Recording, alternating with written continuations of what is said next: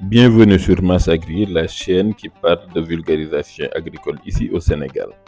Nous sommes accompagnés par notre partenaire Assol, l'entreprise leader des engrais granulés et des engrais foliaires ici au Sénégal.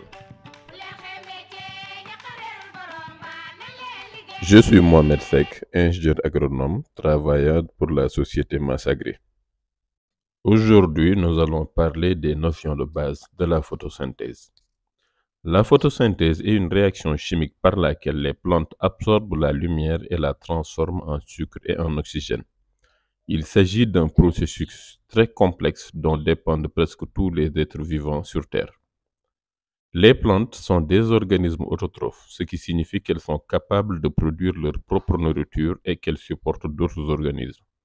Sans le soleil, la photosynthèse n'aurait pas lieu et il ne pourrait y avoir de vie sur Terre.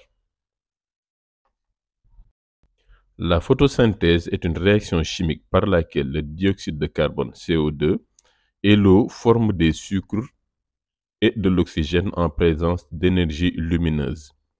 Les sucres produits sont utilisés par la plante comme source d'énergie alimentaire. Dans les conditions naturelles, le soleil fournit l'énergie qui déclenche la photosynthèse et dans les serres, des lampes sont utilisées pour provoquer la photosynthèse. Les plantes utilisent une portion spécifique du spectre solaire pour la photosynthèse. C'est ce qu'on appelle le rayonnement photosynthétiquement actif, RPA. C'est la région de la radiation solaire comprise entre 700 et 400 nanomètres. Les plantes utilisent 5% de l'énergie émise par le soleil pour la photosynthèse. Chez les plantes, le processus de la photosynthèse a lieu dans les chloroplastes à l'intérieur des cellules végétales. Cet organe contient le pigment chlorophylle en charge d'absorber la lumière du soleil. Les plantes contiennent deux types de chlorophylle, la chlorophylle A qui absorbe la lumière violette et rouge et la chlorophylle B qui absorbe la lumière bleue et rouge. Les deux types réfléchissent la lumière verte, c'est ce qui explique pourquoi les feuilles paraissent vertes. Les chloroplastes contiennent la chlorophylle qui sont situées dans les membranes appelées thylakoïdes. Dans l'équation générale de la photosynthèse, 6 molécules de dioxyde de carbone, c'est-à-dire du gaz carbonique, rencontrent 6 molécules d'eau et de l'énergie, ce qui donne du sucre C6H12O6 et 6 molécules de dioxygène. La photosynthèse se produit surtout dans les feuilles des plantes. Toutefois, elle peut aussi se produire dans les tiges, mais dans une moindre proportion. La photosynthèse commence lorsque le CO2 entre dans la feuille par les stomates. La plupart des stomates sont situés sous les feuilles afin d'éviter les pertes d'eau excessives.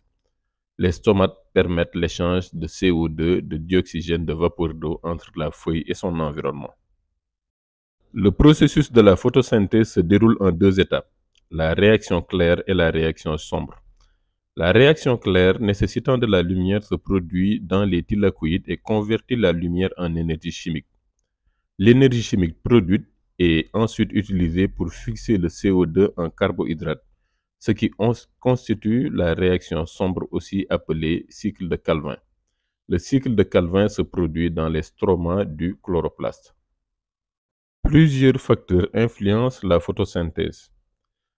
On peut citer la qualité de la lumière, comme vu plus haut avec le rayonnement photosynthétiquement actif, l'intensité de la lumière, puisque quelle que soit la source d'énergie lumineuse, les plantes ont besoin d'une intensité de lumière minimum pour déclencher le processus de la photosynthèse.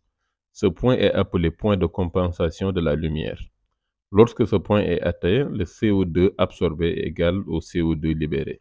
Plus l'intensité de la lumière et la quantité d'énergie provenant de la source lumineuse augmente, plus le taux de photosynthèse est élevé. Cette intensité lumineuse ne doit pas être excessive sous peine de détériorer la chlorophylle de la plante. Comme autre facteur, nous pouvons citer le revêtement des serres.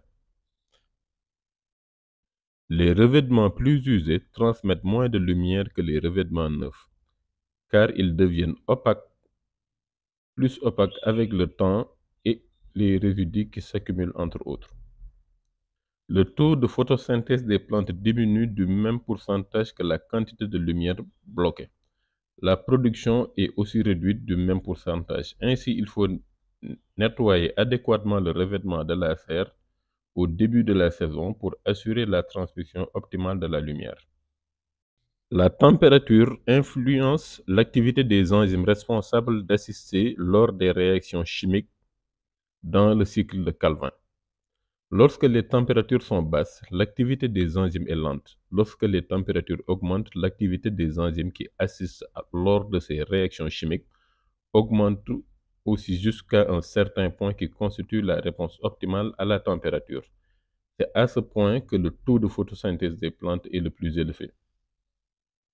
À part l'eau et la lumière, l'autre composante requise pour effectuer la photosynthèse est le dioxyde de carbone CO2.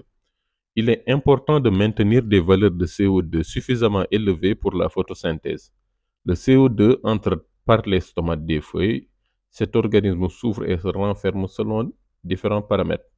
Lorsque la plante subit un stress hydrique, qu'elle est exposée à des vents forts, qu'elle vit des carences nutritionnelles ou lorsque le déficit de saturation est trop élevé, les stomates se ferment, interrompant l'échange d'oxygène, d'oxygène, de CO2, de vapeur d'eau entre la plante et l'atmosphère.